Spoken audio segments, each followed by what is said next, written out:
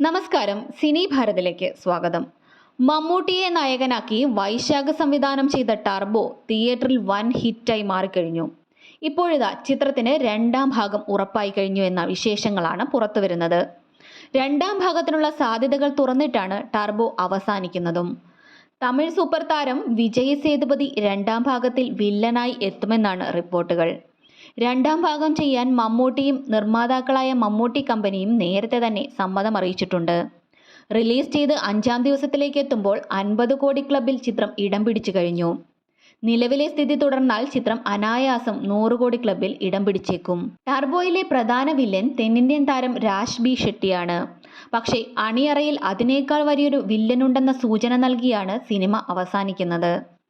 ഒളിഞ്ഞിരിക്കുന്ന പ്രധാന വില്ലന്റെ ശബ്ദം മാത്രമാണ് അവസാനം പ്രേക്ഷകർ കേൾക്കുന്നത്. അത് വിജയ് സേതുപതിയുടെ ശബ്ദമാണ്.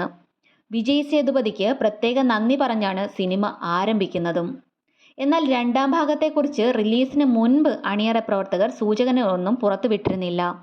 ഇപ്പോൾ ചിത്രം ഹിറ്റായതിനെ തുടർന്നാണ് ഇത്തരത്തിലൊരു സൂചനകൾ ലഭിക്കുന്നത്.